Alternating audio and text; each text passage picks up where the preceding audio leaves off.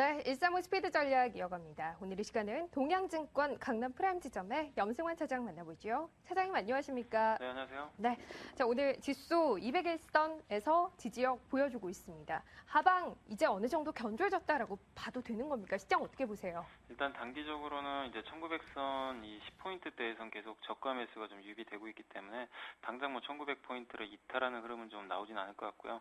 다만 역시 올라가는 흐름도 좀 제한적입니다. 왜냐하면 이제 역시 그 버냉키 의장의 어떤 양적 완화만 좀 시장이 좀 바라보고 있다 보니까 거기서 어떤 뭐 특별한 뭐 호재가 될지 뭐 악재가 될지 모르는 상황이기 때문에 시장은 계속해서 좀 관망을 하고 있고요.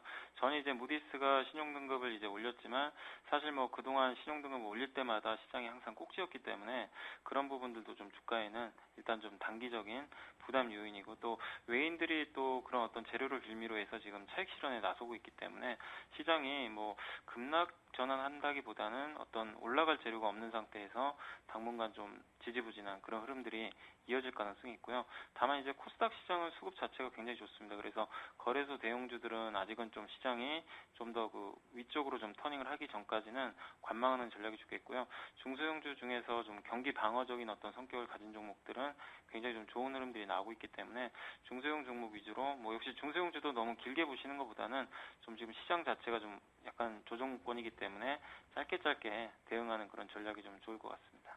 중소형주 내에서 경기 방어적인 성격을 갖고 있는 것들, 사실 최근에 좀 많이 올라온 것들이 있기 때문에 짧게 대응하는 관점에서 타이밍 잡기가 쉽지 않을 것 같아요. 좀 추려본다면 어떤 종목군, 어떤 업종 쪽으로 접근하는 것이 괜찮겠습니까? 네, 요즘에 보면 뭐 바이오라든가 뭐 또 엔터테인먼트 또 뭐 여러 가지 뭐 보안 관련주라든가요. 이제 아니면 이제 중국 쪽에 대한 어떤 매출 비중이 늘어나는 그런 기업들이 뭐 경기를 좀 타지 않다 보니까 굉장히 좀 좋은 모습을 보여주고 있는데 그런 기업들 같은 경우 주가가 좀 많이 오른 편인데 그렇게 좀 어느 정도 크게 좀 상승을 했던 기업들 같은 경우는 보통 이제 기술적으로 봤을 때는 한 10일 이동 평균선까지는 조정을 좀 받고 가니까요.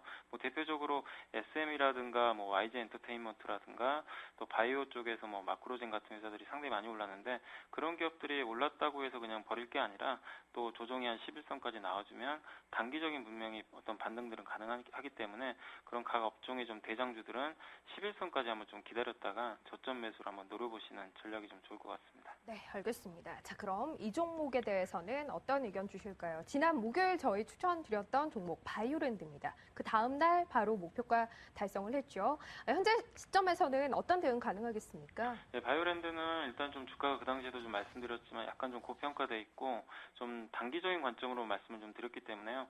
14,000원 정도 선을 좀 넘기는 당장은 좀 쉽지 않아 보입니다. 그래서 보유하고 계신 분들은 지금 뭐 여기서 흐름 자체가 살아있기 때문에 좀 보유를 하시되 14,000원 그 정고점 저항이 있으니까요.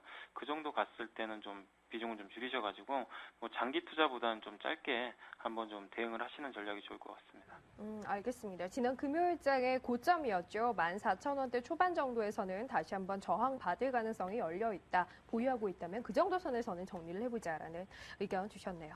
자, 그럼 오늘도 목표가 달성 기대하면서 새로운 종목 확인해보죠. 어떤 종목 준비하셨습니까? 네, 오늘은 이제 MDS 테크라는 좀 종목을 좀 말씀 좀 드리겠는데요. 네. 이 회사 같은 경우 이제 그 원래 이제 모바일용 여러 가지 소프트웨어를 좀 만드는 뭐 소프트웨어에 좀 특화된 그런 기업인데 최근에 그 매출 좀 비중이 이 자동차용 그 소프트웨어 쪽으로 급격하게 좀 전환이 되고 있습니다. 뭐 현대라든가 또 만도 같은 여러 가지 그 뭐 자동차라든가 자동차 부품 회사 쪽에 여러 가지 뭐 소프트웨어들을 좀 만들어 좀 제공을 하고 있는데 이 자동차도 이제 하나의 어떤 그 스마트한 이제 뭐 자동차로 이제 좀 점점 변화 중이죠. 예전처럼 뭐 아날로그 방식이 아니라 이제 점점 디지털화 좀 되면서 뭐 여러 가지 뭐 스마트폰과 좀 결합이 되면서 뭐 자동차도 제어를 할 수 있는 그런 시스템들이 많이 나오고 있는데 거기서 가장 이제 핵심이 되는 건 결국에는 그 이런 이제 여러 가지 제어할 수 있는 그런 소프트웨어이기 때문에 이 소프트웨어를 좀 만드는 그 MDS 테크의 좀 어떤 뭐 실적이라든가 주가 흐름은 앞으로 좀 상당히 좋게 흘러갈 좀 가능성이 높고요.